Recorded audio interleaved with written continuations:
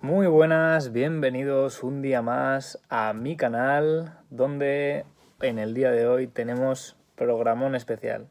Procop 301, accidentes de tráfico y van a haber unas pequeñas modificaciones, pero seguro que el vídeo queda bastante chulo.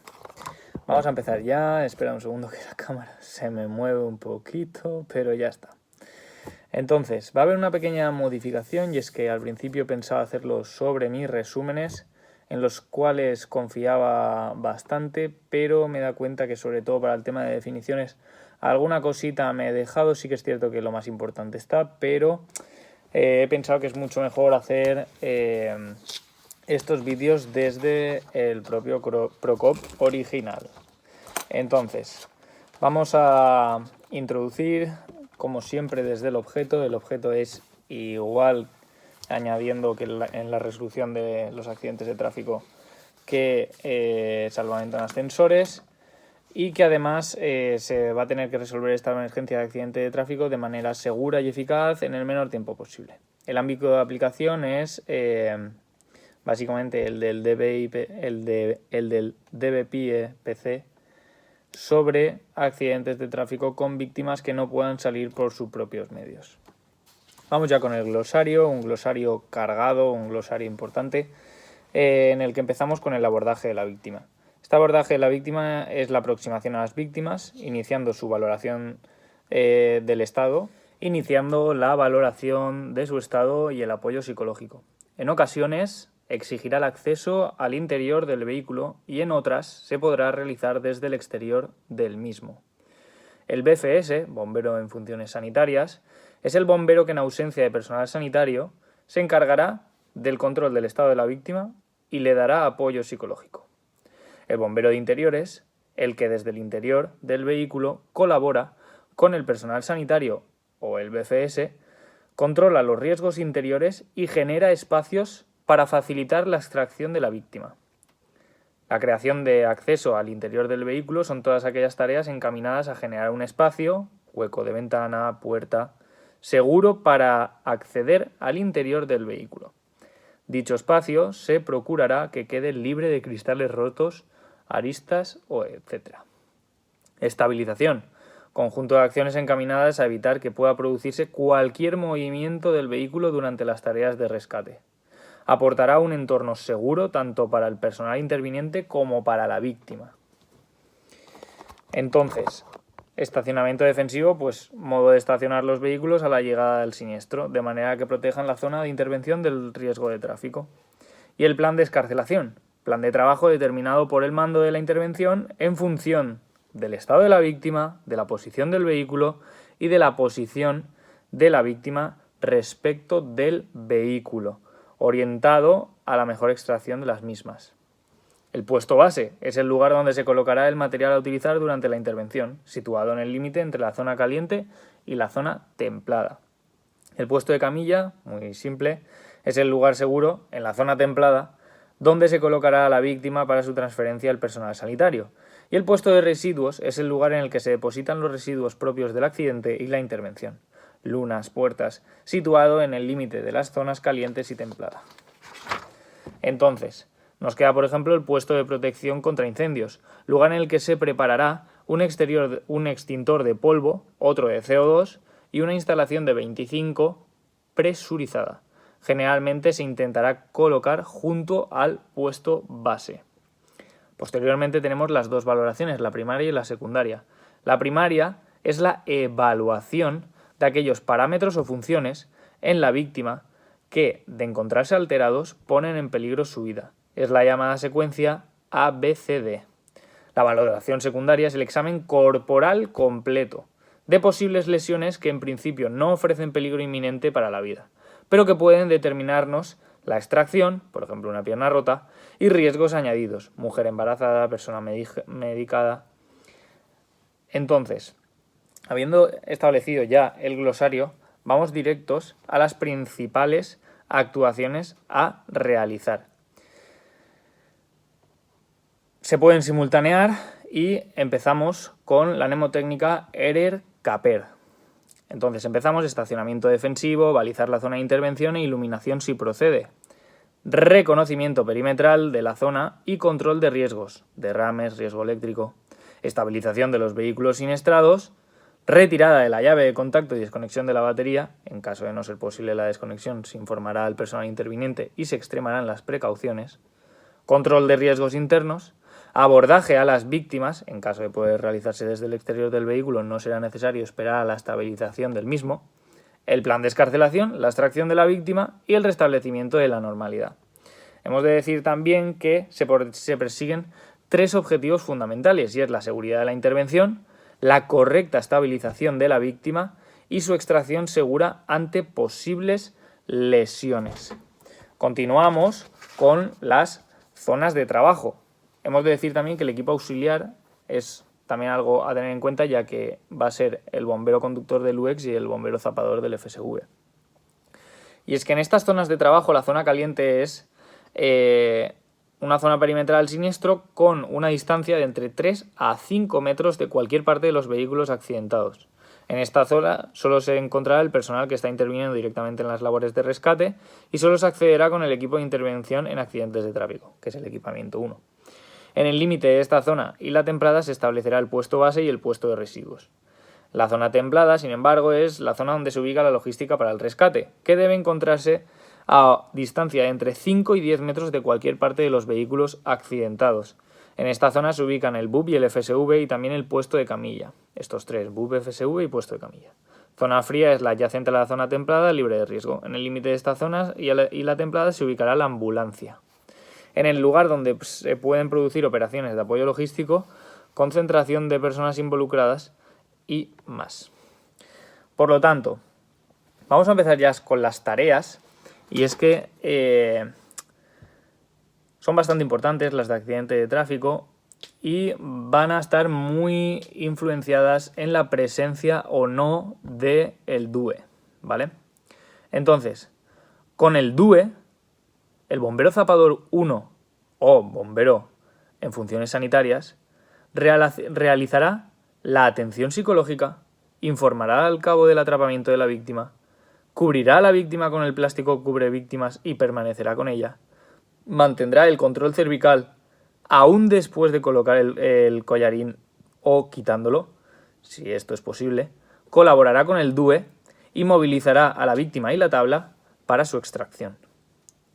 Pero, si no hay DUE, además de estas 6 funciones, realizará las siguientes, y es que va a hacer el primer contacto visual y verbal con la víctima, realizará la valoración primaria ABCD, informará al cabo de la misma, colocará el collarín si procede con la ayuda del bombero zapador 2, realizará la valoración secundaria e informará al cabo de la misma, primeros auxilios e informar al cabo de la evolución del estado de la víctima. Por lo tanto, vamos a decir que el DUE, si está, se pasará las funciones de el bombero zapador 1 que hace sin el DUE, cambiando el bombero zapador 2 con el bombero zapador 1 y cambiando al cabo por el mando. Además, realizará atención psicológica, actuaciones sanitarias oportunas e informa al mando de la evolución del estado de la víctima.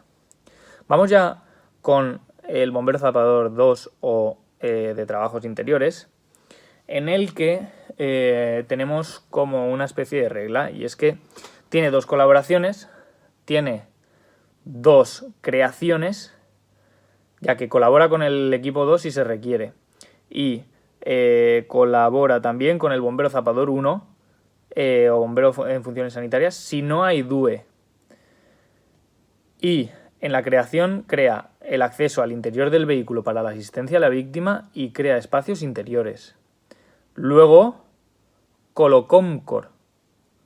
Coloca el protector de airbag del conductor si procede. Comprueba que abren las puertas y, si es posible, baja las ventanillas. Y corte controlado del cinturón de seguridad. Cuidado que aquí ya tenemos 7 ítems. Con estas reglas ya nos lo hemos fumado. Entonces, luego también tenemos la de siempre, que es movilización de la víctima y tabla para su extracción, que esta también la va a hacer el equipo 2. Nos quitamos ya un ítem del equipo 2. Y luego retirará la llave de contacto y se la dará al cabo además de informar al cabo de riesgos internos, el airbag o el pretensor del cinturón de seguridad. Vamos ya con el equipo 2 y es que realizará el control de riesgos, derrames, riesgo eléctrico, realizará el tratamiento de cristales y si hace esto también pues protegerá los cortes realizados. Luego si hay incendio pues lo extinguirá y desconectar la batería si hay acceso a ella. Va a hacer la estabilización inicial y posteriores restabilizaciones, va a montar en el puesto base el equipo hidráulico y auxiliar a requerimiento del cabo y realizará las maniobras de creación de espacios exteriores, despanelar, marcar cortes e identificar estos puntos de corte. El bombero conductor del BUP va a hacer un estacionamiento defensivo, colocará la secuencia y atento a requerimientos de CECOM, colocará la emisora en modo pasarela a petición de CECOM en el canal indicado, colocará y manejará la bomba con las presiones adecuadas, monta las dos cosas, pues el extintor de polvo y CO2 junto al puesto base y monta también la instalación de 25 presurizada junto al puesto base. Iluminar y balizar si procede y colaborar con el equipo 2 en el aporte de material. El bombero zapador del FSV tiene 3 ítems y el más importante de todos es el manejo de la tabla de rescate, va a ser el que enchufe la tabla. Permanecer a disposición del sargento y a requerimiento del mando colaborará con el equipo 2. Luego, el bombero conductor del UEX va a hacer un estacionamiento defensivo, realizar la secuencia de la emisora, balizar zonas si procede, colaborar con los bomberos conductores y permanecer a la disposición del sargento. El bombero conductor del FSV va a hacer pues también un estacionamiento defensivo, realizar la secuencia de emisora, iluminar si procede, balizar la zona con los bomberos conductores y permanecer a disposición del sargento. Entonces, equipamiento. En tráfico, el bombero conductor va a llevar equipamiento 1, linterna, emisora y guantes de látex. No, guantes de látex solo en los equipos. Y el bombero conductor del BUP sin guantes de látex. Los demás sí. Trabajo en interior de vehículo, pues se puede prescindir de las emisoras personales. Vamos ya con las medidas de seguridad, que es ESMR y 4 usos. Estacionamiento defensivo para proteger la zona de intervención, señalizar y balizar la zona de trabajo, respetar las medidas de seguridad en el manejo de herramientas y materiales, mantener limpia la zona caliente. Ya tenemos el ESMR, entonces solo nos quedan 4 usos. Pues ¿qué va a ser? Uso continuo de las gafas de protección, uso de mascarilla buconasal en tratamiento de cristales, evidentemente, y uso de los protectores blandos en zonas de riesgo y protectores duros en trabajo con herramientas. Acciones preventivas con vehículos de nuevas tecnologías. Pues muy fácil. Esto va a ser simplemente presionar el botón stop en el cuadro de mandos y esto pararía el motor si los sistemas de seguridad no activan. Palanca de cambios en posición parking del cuadro de mandos para poder retirar la llave de contacto. 3. Retirar la propia llave de contacto, alejarla mínima 5 metros si es una llave inteligente. Luego desconectar la batería convencional de 12 voltios y luego desconectar el fusible de la batería de high voltage, alta tensión. Entonces, vamos ya a la valoración y actuación sanitaria del bombero. Esto es el anexo 1. No se pretende sustituir aquí la atención sanitaria del personal cualificado, sino dar una respuesta básica sanitaria si el DUE o no está o no puede acceder a la víctima. Se indican parámetros básicos para la valoración primaria y secundaria que determinarán unos primeros auxilios, así como las decisiones del mando en el plan de excarcelación. Aquí nos define tanto la valoración primaria como la valoración secundaria, y es que en esta valoración primaria, secuencia ABCD, en la A va a hacer un control de la vía aérea y control cervical. Aquí hay 3 ítems: abrir la vía aérea y buscar obstrucciones, limpiar la boca y, si está inconsciente, colocar la cánula de Gödel. En la ventilación, pues si hay algún parámetro de estos 4 que voy a decir, la víctima va a estar muy grave, si hay algún parámetro alterado. La frecuencia, pues lo normal es 12-20 respiraciones por minuto. El ritmo, regular o irregular. La profundidad, observar si existe simetría pulmonar. Y no escuchar ruidos extraños en la respiración. La circulación, pues sanguínea o hemorrágica. Y va a depender del pulso normal, 60-100 adultos, 70-150 niños, más de 180 pues recién nacidos. hemorragias, externa con presión manual, y si es una hemorragia interna, lo que se hace es el relleno capilar. Luego, color de la piel, hay que mirar en la circulación el color de la piel, y es que va a tener, si tiene un tono violáceo, es bastante probable que tenga insuficiencia de oxígeno en los tejidos. Por lo tanto, vamos con D, déficit neurológico, y es que hay que estar alerta, respuesta verbal orientada e inconsciencia. Y luego pupilas. Alerta, respuesta verbal orientada, inconsciencia y pupilas. Valoración secundaria. Pues vamos a ver 5 cosas. Exploración motora y sensitiva de los miembros. Luego, zonas de dolor, deformaciones. Luego, palpar suavemente el abdomen por si está duro, ya que es un signo de derrame interno. Y luego, preguntas dirigidas. Medicamentos o antecedentes de enfermedad.